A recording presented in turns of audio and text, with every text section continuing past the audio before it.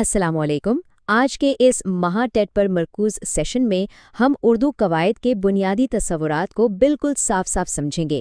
अक्सर इन्हीं छोटी छोटी बातों में कन्फ्यूजन हो जाती है, लेकिन इस सेशन के बाद सब कुछ क्लियर हो जाएगा। देखिए, किसी भी ज़बान को सही से बोलने, लिखने और समझने के लिए उसके कवायद यानी ग्रामर का जानना लाजमी है। उर्दू कवायद की भी कई शाखें हैं, जैसे इल्म सर्फ और इल्म नहव। लेकिन इन सब की जो बुनियाद है वो है हरूफ।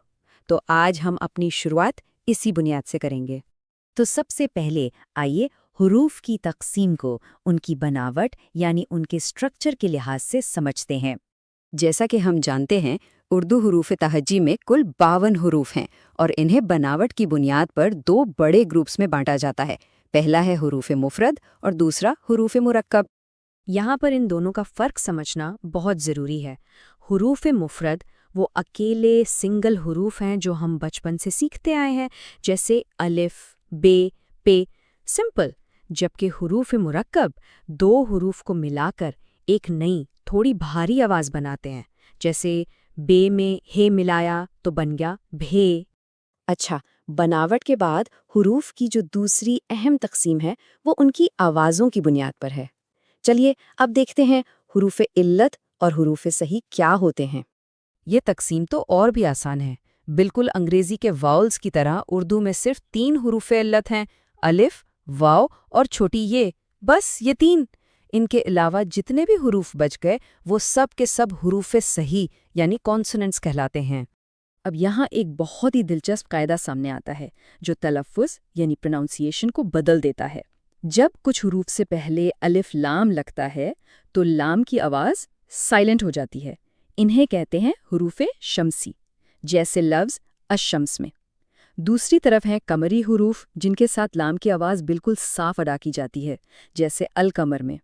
चलिए अब तलफ़्फ़ुज़ और अदायगी की थोड़ी और गहराई में चलते हैं, मतलब ये जानते हैं कि कौन सी आवाज़ मुंह के किस हिस्से से निकलती है। अदायगी की जगह यानी मखरज की बुनियाद पर हुरूफ को 3 ख़ास ग्रुप्स में तकसीम किया जाता है।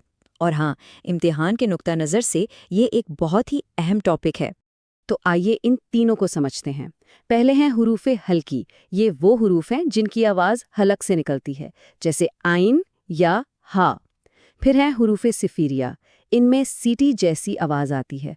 और आखिर में है हुरूफ मुस्तालिया, जो भारी और पुर आवाज़ वाले हुरूफ होते हैं।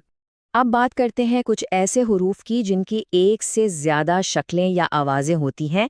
इन पर उबूर हासिल करना सही पढ़ने और अच्छे नंबर लाने के लिए बहुत ज़रूरी है। यहाँ फ़र्क समझना बहुत अहम है।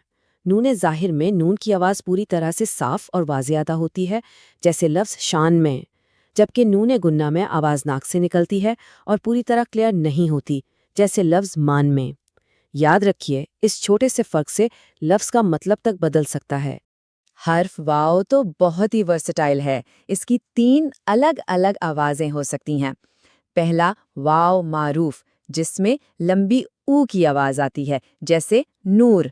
दूसरा वाव मजहूल, जिसमें हल्की ओ की आवाज़ होती है, जैसे मोर। और तीसरा वाव मादूला, जो लिखा तो जाता है मगर बोला नहीं जाता, जैसे ख्वाब में। ठीक है, तो अब जो कुछ हमने सीखा है, आइए उसको कुछ इम्तिहानी तर्ज के सवालात के साथ आजमाते हैं। ये रहा हमारा पहला सवाल। बिल्कुल बुनियादी सवाल है जो हमने सेशन के शुरू में डिस्कस किया था। जी हाँ, सही जवाब है 52 और इसमें मुफरद और मुरक्कब दोनों तरह के हुरूफ शामिल हैं। चलिए अगला सवाल देखते हैं। ये सवाल हर्फ वाव की खास इकसाम के बारे में हमारी समझ को परखता है।